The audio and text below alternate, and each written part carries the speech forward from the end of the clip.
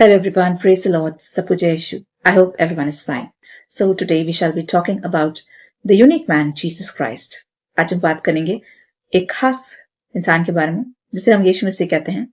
उन्हें हम सब यीशु मसीह के नाम से जानते हैं और उन्हें यूनिक मैन भी कहते हैं। He is known as a unique man in history. His name is Jesus Christ.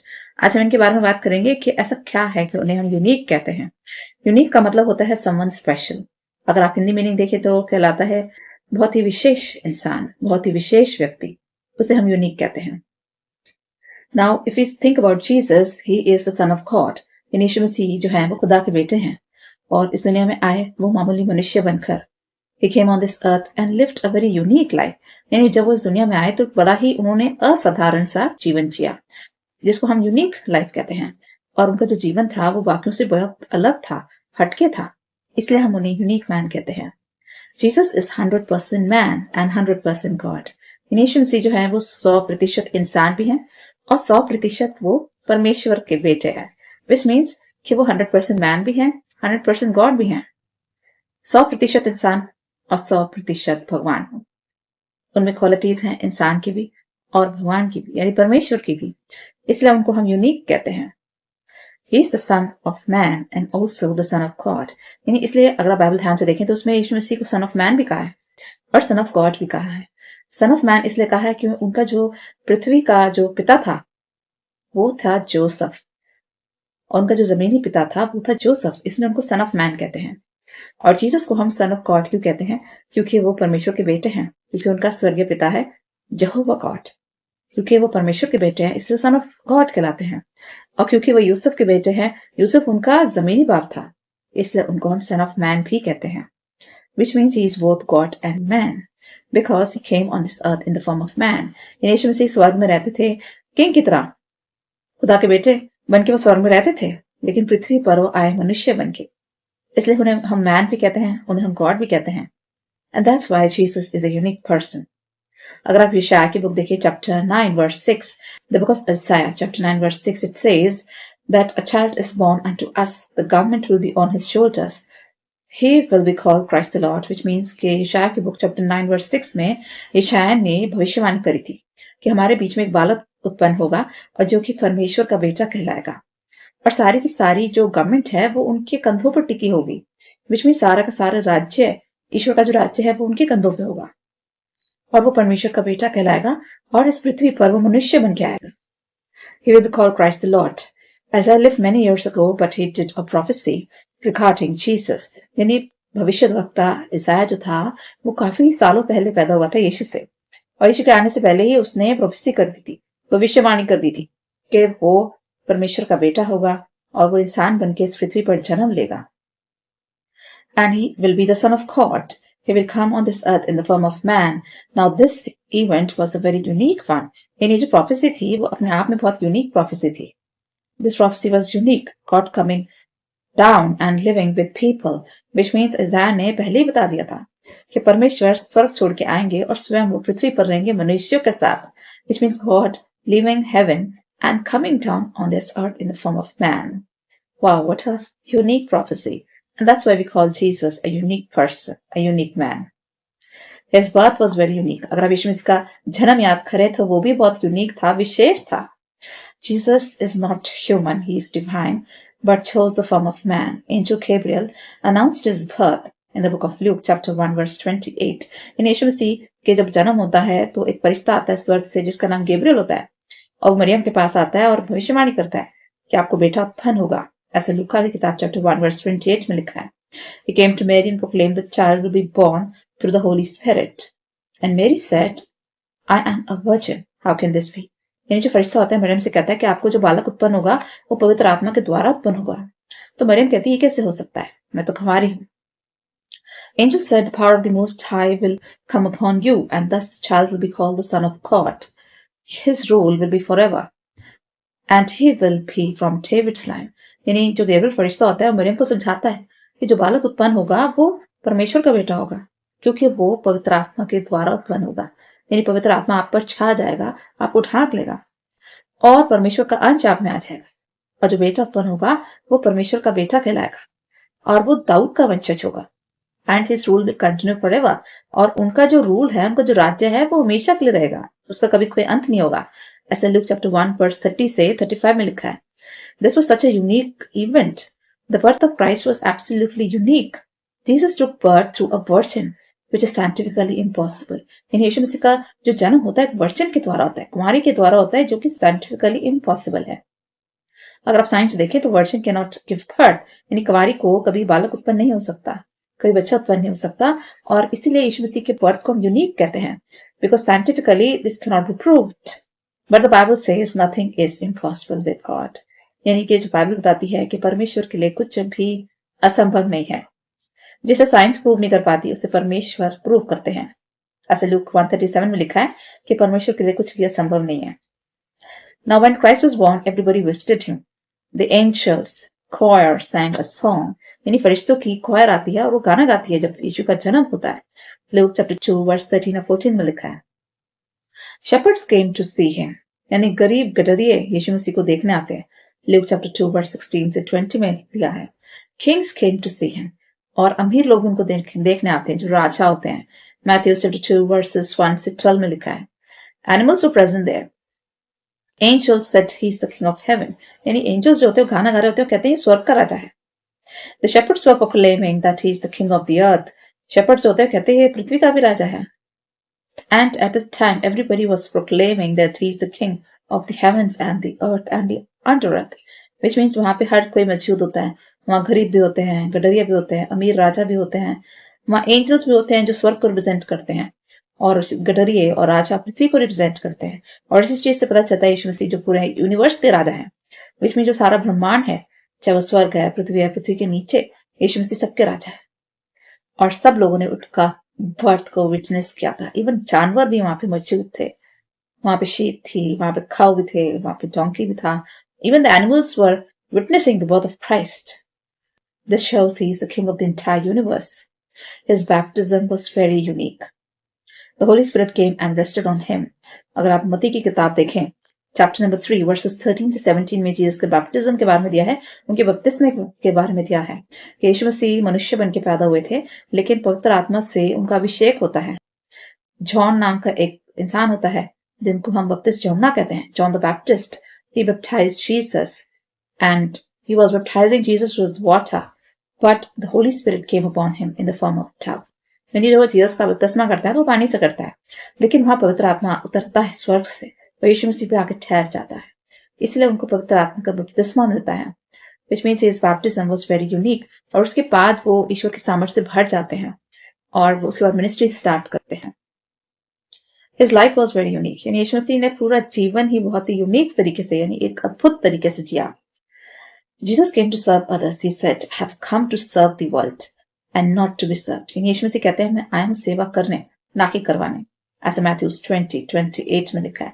उन्हें सारा जीवन बिताया लोगों की सेवा करने के लिए। उन्होंने हमेशा दूसरों के लिए जीवन जिया, खुद के लिए कभी नहीं जिया। He started his ministry and did unique things which no one has ever seen। यीशु मसीह ने जब मिनिस्ट्री स्टार्ट करी तो ऐसे काम किए जो कि दुनिया में उससे पहले कभी नहीं हुए थे। He turned the water into wine। John chapter 2 में लिखा है। यानी वो दाखरस में बदल देते हैं पानी को। ऐसा महोत्सव उन्होंने किया था, उनका पहला महोत्सव था। He healed many people, the lame, the blind, the paralyzed, all kind of people came to him and received their healing। यानी बड़े से बड़े लोग बीमारी लेके उनके पास आते थे और उनको चंगाई मिलती थी। जैसे कि जो जन्म के अंधे भी यीशु के पास आते थे, जो पैरालाइज होते थे, जो क्रिपल्ड होते थे, लेम्ड होते थे, जो हैंडकैप होते थे, वो भी यीशु के पास आते थे और एक को चंगाई मिलती थी। कोई खाली हाथ नहीं लौटता था उनके पास से। मैथ्यू 15:30 में लिखा है, He even rebuked the winds and the waves and they obeyed him, which means कि नेचर यानी जो प्रकृति है वो भी यीशु मसीह का कहना मानती थी। एक बार तूफान आता है तो यीशु मसीह डांट लगाते हैं पानी को और हवा को और थम जाता है। This is recorded in Matthew chapter 4 verse 35 to 41, which means यीशु मसीह का कंट्रोल, उनका नियंत्रण पूरी की पूरी प्रकृति पर है। अब वो डांट लगाते हैं और एकदम से तूफान थम जाता है। He multiplied bread for the people। यानी एक बार क्या होता है, बहुत भीड़ आती है उनके पास और वो उनका प्रवचन सुन रहे होते हैं और वहां पे 5000 की भीड़ होती है और उनके लिए वो ब्रेड को मल्टीप्लाई कर देते हैं। वहां पर उस टाइम पे 5 रोटी 2 मछली होती है और उसको वो मौत्सा करते हैं, मिरेकल करते हैं और उसको कन्वर्ट कर देते हैं मल्टीप्लिकेशन ऑफ ब्रेड में। This is written in John chapter 6 verse 1 to 15. He even multiplied fish for Peter. और एक बार उनका चेला होता है, पीटर होता है, जो फिशिंग कर रहा होता है और उसको मछली नहीं मिलती, लेकिन फिर जीसस उसको कहते हैं दोबारा से जाल डालो, और उसके बाद उसको इतनी मछली मिलती है कि उसका जाल फटने लग जाता है. Which means Jesus can do anything.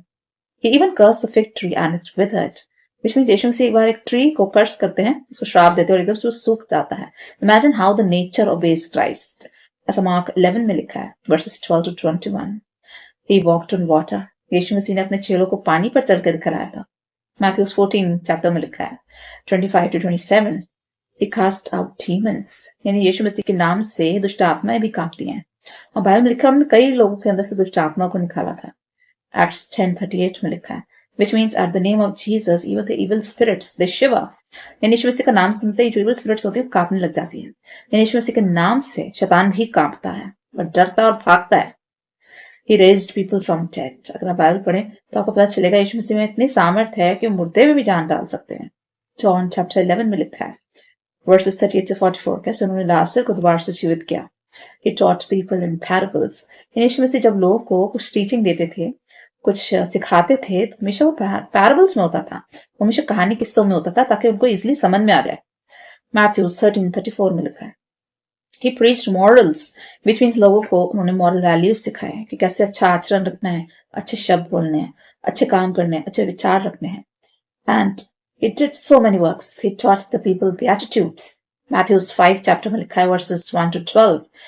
He said, if you believe, you will do greater works than me. यीशु मसीह अपने चेलों से कहते हैं, अगर तुम मुझ पर विश्वास करते हो, मुझसे भी बड़े काम करोगे.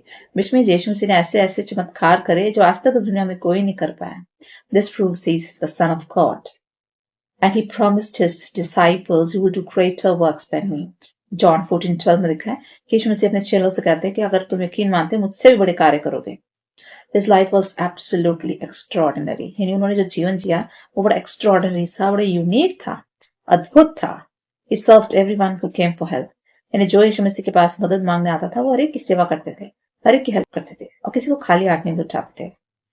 He made a place in the hearts of people, and that's why the masters followed him and called him Rabbi, which means उन्होंने यीशु मसीह ने लोगों के दिल में जगह बना ली और जहां भी निकलते थे भीड़ उनको फॉलो करती थी लैक्स में, और इसलिए लोगों ने उनको रब्बी कहना शुरू कर दिया था. रब्बाई का मतलब होता है टीचर, विच मीन्स क्योंकि वो टीचर की तरह अथॉरिटी उनके पास थी और लोगों को वो सही जीवन जीना सिखाते थे.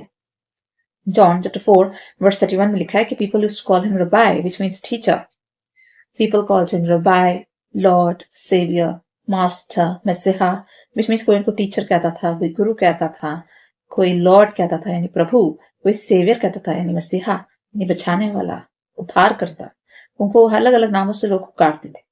कोई इमैनुअल कहता था, which means God is with us, परमेश्वर हमेशा हमारे साथ है. He even controls the nature. Matthew 8:27 में लिखा है कि यीशु मसीह का नियंत्रण नेचर पर भी है. His death was very unique. यीशु मसीह की जो डेथ होती है वो भी बेहद बेहद यूनिक थी, वो भी अद्भुत तरीके से हुई थी. Jesus came to save us from our sins, ऐसा 1 Timothy 1:15 में लिखा है. यीशु मसीह आए थे हमें हमारे पापों से छुटकारा दिलाना.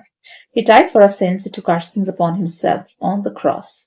1 Peter 2:24 says, पहला पतरस उसका दूसरा चैप्टर 24 आयत कहती है कि यीशु मसीह ने हमारे सारे गुनाह अपने ऊपर ले लिए और वो सूली पर चढ़ गए और हमें हमारे गुनाहों से उन्होंने माफ कर दिया. Cursed is the one who is hung on tree. यानी उसके उस जमाने में माना जाता था कि जिसे क्रूस की सजा मिलती थी वो cursed इंसान है, यानी वो बदकिस्मत है जिसे क्रूस सजा में दी जाती थी. ऐसा Galatians chapter 3 verse 13 में लिखा है. He became a sin for us. He became a curse for us so that we could become righteousness of God. यानी यीशु मसीह हमारे लिए पापी ठहराया गया ताकि हम ईश्वर की धार्मिकता बन जाएं. 2 Corinthians 5:21 में लिखा है कि परमेश्वर ने यीशु मसीह को पापी ठहराया, हमारे सारे पाप यीशु मसीह पर लाद दिए और हमेशा के लिए हमें हमारे गुनाहों से छुटकारा दिला दिया. हमें हमारे गुनाह धो के हमें साफ कर दिया, पाक साफ कर दिया और हमारे गुनाह गॉड ने यीशु मसीह पर डाल दिए. परमेश्वर सारे गुनाह यीशु मसीह पे डाल दिया और उसे पापी की तरह गिना गया. यीशु मसीह को एक पापी की सजा मिली थी, एक थीफ की, चोर की सजा मिली थी. God made him a sinner by putting our sins upon him. यानी हमें तो गॉड ने धार्मिक बना दिया, धार्मिकता में ठहरा दिया, लेकिन हमारे गुनाह यीशु मसीह में डाल दिए. तो हमें तो गॉड ने क्लीन चिट दे दी, एक धार्मिक इंसान बना दिया, लेकिन यीशु मसीह पे सारे गुनाह लाद के उसको पापी बना दिया। He died the death of a thief because that time thieves required were given punishment of cross. यीशु मसीह को क्रूस दिया गया था, जो सजा उस टाइम पे चोरों को, डाकुओं को मिली करती थी। यानी जो मर्डर्स होते थे, जो चोर डाकू होते थे, जो खूनी होते थे, उन्हें क्रूस की सजा दी जाती थी। तो यीशु मसीह को चोरों वाली सजा मिली थी। He was counted among thieves, the Bible says. Like a lamb, he was slaughtered. He didn't say a word. यानी बाइबल बताती है कि लैम जैसे होता है, एक मेमना जैसे होता है, जैसे मेमने का वध होता है, यीशु मसीह का वध किया गया था, लेकिन उन्होंने एक भी शब्द नहीं बोला। जैसे मेमना चुपचाप खड़ा हो जाता है अपने मारने वाले के आगे, वैसे यीशु मसीह भी चुपचाप खड़े हुए थे जो लोगों के आगे जिन्होंने उनको क्रूस दिया था, और एक लैम की तरह उन्होंने मरना पसंद किया और एक शब्द भी निकाला जब उन्हें मारा जा रहा था।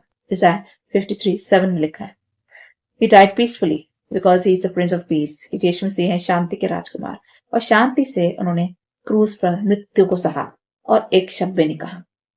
Jesus was sinless yet he accepted death on cross. यीशु मसीह ने कोई गुनाह नहीं किया था, लेकिन फिर भी हमारे कारण वो क्रूस पे चले। उन्होंने क्रूस पे मरना स्वीकार किया, जबकि वो बिल्कुल एक शुद्ध इंसान थे, एक साफ इंसान थे, एक होली यानी एक बहुत ही ज्यादा पवित्र इंसान थे। पवित्र से भी पवित्र कहा जाता है यीशु मसीह को, यानी उनके जैसा कोई है ही नहीं, क्योंकि हम सब पापी हैं, हम रोजाना पाप करते हैं, लेकिन यीशु ने कभी कोई पाप नहीं किया। वो पवित्र से भी पवित्र थे, लेकिन फिर भी उन्होंने हमारे लिए मरना स्वीकार किया। 1 Peter chapter 2 verse 22 में लिखा है, Like a humble servant he became obedient to the point of death, that is death on cross. लेकिन जैसे एक दास होता है, यीशु मसीह ने एक दास की तरह मृत्यु को सहा क्रूस पे हम लोग के लिए। Philippians chapter 2 verse 7-8 में लिखा है, And God made his name above every name. Jesus is the biggest name in heaven, earth, beneath the earth. Philippians chapter 2 आगे चल के कहता है कि गॉड ने यीशु मसीह का नाम सबसे ऊपर कर दिया जब उन्होंने क्रूस पर अपना बलिदान दिया। क्या स्वर्ग, क्या पृथ्वी के नीचे ऐसा कोई भी नाम नहीं है जो यीशु को मैच करता हो। Which means the name of Jesus is the biggest name in heaven, earth and beneath the earth. Philippians 2 chapter verse 9-11 में लिखा है, That's why we all worship him and confess him as son of God. इसलिए हम यीशु मसीह को worship करते हैं, उन सन of God की तरह पूछते हैं। क्यों? क्योंकि उन्होंने बेगुनाह होकर भी मृत्यु को सहा, अपना बलिदान क्रूस पर दिया। वो परमेश्वर के बेटे हैं, परमेश्वर के बेटे होकर भी उन्होंने मरना स्वीकार किया। And that's why he's called the unique man in history. At his death there was an earthquake, signifying even the nature was unhappy at his death. यीशु मसीह की जब डेथ होती है तो बहुत बड़ा earthquake आता है और पूरी पृथ्वी हिल जाती है। इससे पता चलता है कि नेचर जो था उसको भी तकलीफ हो रही थी जब यीशु की डेथ हो रही थी। Even the nature was angry. Matthew chapter 27 verse 52 में लिखा है, Many graves were opened and people became alive. और बहुत सारी कब्रें फट गई थी यीशु की मृत्यु के बाद, और बहुत लोग जीवित हुए थे, और फिर वो टाउन्स में जाते हैं और लोगों को दिखाई भी देते हैं। By his death he was giving life to all. यानी एक तरफ तो यीशु मसीह की डेथ हो रही थी क्रूस पे, दूसरी तरफ ग्रेव्स फट रही थी, लोग जिंदा हो रहे थे। यानी यीशु मसीह मर रहे थे और लोग जीवित हो रहे थे। अपनी मृत्यु के द्वारा उन्होंने लोगों को जीवन दिया। ऐसे बहुत सारे लोग थे जो कि सोए हुए थे, जो मरे हुए थे ग्रेव्स में, जो जी उठे यीशु की डेथ के बाद। विश्व में यीशु मसीह मर रहे थे और वो लोगों को जीवन दे रहे थे, मरते मरते भी वो जीवन बांट रहे थे लोगों को। And many dead were raised back to life after the death of Jesus. He was raising people even after his death. यानी मरने के बाद भी यीशु मसीह लोगों को जीवन दे रहे थे, पुनरुत्थान दे रहे थे, और अपनी मृत्यु से उन्होंने दी हमें आजादी हमारे गुनाहों से, और हमें दी स्वर्ग में जगह, जिसे हम कहते हैं इटर्नल लाइफ, यानी हमेशा की जिंदगी। His resurrection was unique. यीशु मसीह का रिजरेक्शन जो था वो भी बड़ा यूनिक था, अद्भुत था। God sent an angel, he removed the stone and sat on it. यानी परमेश्वर ने दूत को भेजा, स्वर्गदूत को, एंजल को, और उसने जीसस की ग्रेव के आगे जो पत्थर होता है उसको हटाया और उस पर बैठ गया। Matthew chapter 28 verse 2 में लिखा है, Then the disciples they went into the tomb and they saw that Jesus was missing. और जो चेले होते हैं वो भाग के अंदर जाते हैं ग्रेव के अंदर और देखते हैं यीशु मसीह की बॉडी नहीं है, तो घबरा जाते हैं कि क्या हुआ। जैसे जॉन chapter 20 verses 1 से 10 में लिखा है, Mary Magdalene was weeping outside the grave and Jesus appeared to her, and she was a sinner, she lived a wretched life, was full of evil spirits, and God chose her to see his resurrected form. इन सबसे पहले Jesus का दर्शन करा था मरियम मगदलीन ने। ऐसा Bible में लिखा है जॉन चैप्टर 20 में कि वो जीसस की कब्र के बाहर खड़े होकर रो रही होती है और जीसस उसको अपियर होते हैं, और वो एक ऐसा जीवन उसने जिया था, एक पाप भरा जीवन उसने जिया था, She lived a wretched life and she was a woman who was full of 7 demons. और उसके से 7 दुष्ट आत्माएं उसके अंदर वास करती थी, मरियम मगदलीन में। और वो पापी औरत थी और उसने बेहद घृणित काम किए थे, एक पापमय जीवन जिया था। और जिसमें 7 इवल स्पिरिट्स रहती थी, परमेश्वर ने उसको, जीसस ने उसको इवल स्पिरिट से आजाद करा था और सबसे पहले उसको चुना अपना रिजरेक्टेड रूप देखने के लिए, अपना पुनरुत्थान वाला रूप देखने के लिए। सबसे पहले ऐसी पापी महिला को यीशु मसीह ने चुना ताकि वो उनका पुनरुत्थान वाला रूप देखे। Jesus came back to life and is alive forever. He will never die. यीशु मसीह का पुनरुत्थान हो चुका है, उनका रिजरेक्शन हो चुका है, वो हमेशा के लिए जीवित है, उनको कभी मृत्यु नहीं आएगी, इसलिए उन्हें यूनिक पर्सन कहते हैं। Revelations 1:18 में लिखा है इज अलाइव फॉरएवर, यानी प्रकाशित वाक्य चैप्टर 1 वर्स 18 कहती है कि जीसस हमेशा के लिए जीवित है और वो कभी उनको मृत्यु नहीं आएगी। वो हमेशा के लिए हमारे जीवित पिता हैं, हमारे जिंदा खुदा है। Jesus ascension was unique. यीशु मसीह जब स्वर्ग में उठा लिए जाते हैं, वो भी बहुत यूनिक इवेंट था। Jesus stayed on this earth for 40 days and was seen by many people. He was with disciples, he ate with them, and he multiplied fish for Peter again. यीशु मसीह का जब दोबारा से पुनरुत्थान होता है, दोबारा जीवित होते हैं, तो पृथ्वी पर वो 40 दिन रहते हैं और कई लोगों को नजर आते हैं, अपने चेलों को भी नजर आते हैं, उनके साथ वो खाना भी खाते हैं, फिश भी खाते हैं। ऐसा एक्ट्स चैप्टर 1 में लिखा है वर्स 3 में that he appeared for 40 days to people, which means वो अपने जब दोबारा जीवित होते हैं उसके बाद भी 40 दिन तो वो पृथ्वी पर रहते हैं और कई लोगों को नजर आते हैं। Then he was taken up into heaven. He commanded his disciples to preach the gospel. और फिर यीशु मसीह को स्वर्ग में उठा लिए जाते हैं और उसके बाद वो जब वो स्वर्ग में जा रहे होते हैं तो वो अपने चेलों से कहते हैं कि तुम गॉस्पेल को प्रीच करो, पूरे विश्व में फैल जाओ और यीशु मसीह का सुसमाचार सब लोगों तक पहुंचाओ। ऐसा एक्ट्स 1 में लिखा है वर्सेस 8 और 9 में that while he was going to heaven he told people, especially his disciples, to preach the gospel. यीशु मसीह जब स्वर्ग में उठा ले जाते हैं उससे पहले वो लोग अपने चेलों को एक मैसेज देते हैं कि आप जो है सुसमाचार पूरे विश्व में फैलाएं, and to baptize people in the name of Father, Son and the Holy Spirit, and to heal people, to deliver people, and to bless them with the Holy Spirit. which means वो अपने चेलों से कहते हैं कि मेरे नाम से लोगों को चंगाई प्रदान करो, उनके लिए मौत से खोलो और उनको पवित्र आत्मा का बपतिस्मा दो। As in Mark chapter 16 verse 15 से 18 में लिखा है, और पूरे विश्व में फैल जाओ और पूरे विश्व में यीशु मसीह का पैगाम फैलाओ, सुसमाचार फैलाओ। ऐसा कमांड जीसस ने अपने चेलों को दिया था जब वो स्वर्ग में उठा लिए जाते हैं। His ascension was a very unique event that was witnessed by many people. यानी यीशु मसीह जब स्वर्ग में जा रहे होते तो ऐसा ये वाला इवेंट बहुत सारे लोगों ने इसको विटनेस करा था और इसलिए हम यीशु मसीह को यूनिक पर्सन कहते हैं। He went up into heaven, is seated at the right hand of the Father God. Which means यीशु मसीह स्वर्ग में जा चुके हैं और वो परमेश्वर के दाहिनी ओर बैठे हैं। ऐसा मार्क चैप्टर 16 वर्स 19 में लिखा है, And he promised he will come back again as a judge. यीशु मसीह ने वादा किया है, यीशु ने कहा है कि वो वापस आएंगे जज की तरह, न्याय की तरह। एक जैसे न्यायाधीश होता है, जो जज होता है, न्यायाधीश होता है, वो आता है न्याय करने, वैसे यीशु मसीह भी जज की तरह आएंगे, न्यायाधीश की तरह आएंगे और लोगों के बीच में न्याय करेंगे। अच्छे लोगों को स्वर्ग में भेजेंगे और बुरे लोगों को नर्क में जाना होगा। ऐसा 2 Timothy chapter 4 verse 1 में लिखा है, He is in heaven but appears to people even today. यीशु मसीह ऑब्वियसली उनका जो धाम है वो स्वर्ग में है, लेकिन आज भी वो पृथ्वी पर लोगों को नजर आते हैं। अगर हम सच्चे दिल से दुआ मांगे तो यीशु मसीह अपने दर्शन देते हैं। He heals even today. आज भी लोगों को वो चंगाई देते हैं। जब हम प्रार्थना में चंगाई मांगते हैं, आज भी हमें चंगाई मिलती है। He provides deliverance to people even today. और जो दुष्ट आत्माओं से ग्रस्त होते हैं, आज भी यीशु मसीह उन्हें छुटकारा देते हैं। He do all kind of miracles in the lives of people even today. आज भी यीशु मसीह लोगों के जीवनों में चमत्कार कर रहे हैं। यदि आपकी कोई भी प्रार्थना हो, बड़ी से बड़ी प्रार्थना, यदि आप यीशु से मांगे, यीशु के नाम से मांगे तो आपको मिलती है। यीशु मसीह आज भी जीवित है और आज भी हमारी प्रार्थना को उत्तर देते हैं और आज भी हम जो भी यीशु से मांगते हैं यीशु के नाम में, वो हमेशा हमें देते हैं। After all, Jesus is a unique man. All glory to Jesus for this. Now Jesus promised his disciples for the gift of Holy Spirit. यीशु मसीह अपने डिसाइपल्स को, अपने चेलों से कहते हैं कि जब मैं चला जाऊंगा तुम्हारे लिए एक हेल्पर भेजूंगा, एक सहायक भेजूंगा जो कहलाता है पवित्र आत्मा।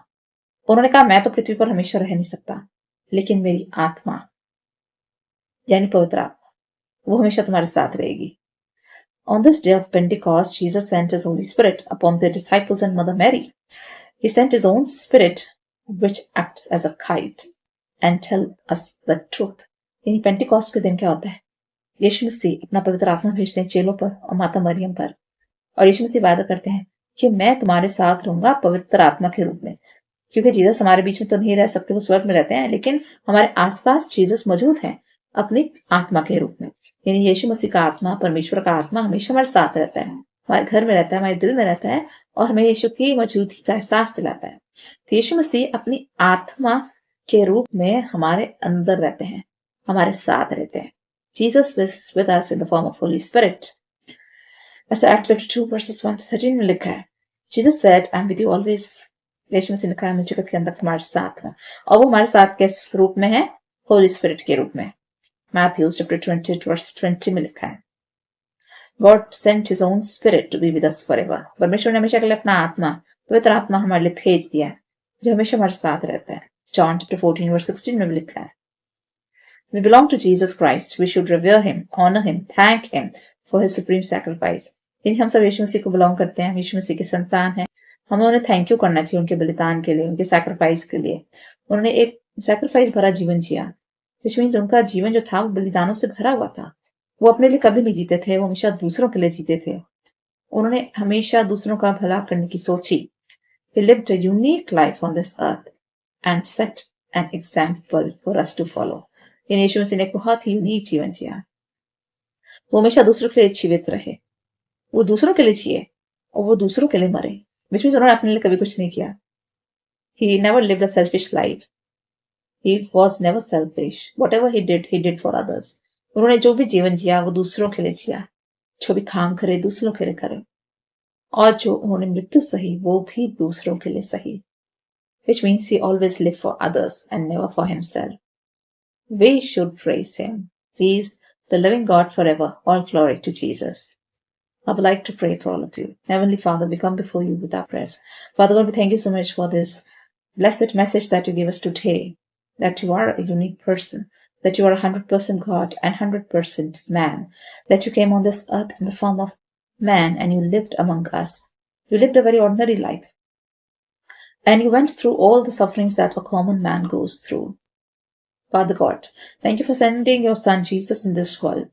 And thank you for sacrificing your son Jesus for us. For you prepared a way for us in heaven through the death of your son Jesus Christ. Thank you, Jesus, for giving up your life, for giving up your blood and flesh for each one of us. We apply holy blood to our viewers. We apply your blood to everyone who is watching this video, that they may understand your supreme sacrifice and they may fall at your feet. Father God, bless each one of us abundantly. Bless the work of our hands. Bless all our endeavors. We pray for little children who study in school, Father God. Tell them to study well, to do their homework, and to appear for exams and to get good marks. We pray for the elderly people, Father God. Bless them with good jobs, the ones who are unemployed. We pray for all those who are seeking healing. Bless each and every one with supernatural healing. We pray for all the sick, the sad, the lonely, the depressed. Help them to come out of every depression. We pray for all those who are seeking breakthroughs and opportunities. Bless them, Father God, with good breakthroughs. We pray for the helpless, the widow, the orphan, the aged, that you are going to bless each one of them abundantly. Give them the desires of their heart, fulfill all their plans and dreams. We give all glory and honor to your name. We ask this prayer through Jesus Christ, Lord. Amen. I hope this message will be a big blessing for all of you. So always remember that you are the sons and the daughters of the unique man, that is Jesus. And always pray in the name of Jesus, and you will receive the desires of your heart, and your lives will be richly blessed. Take care. Bye-bye.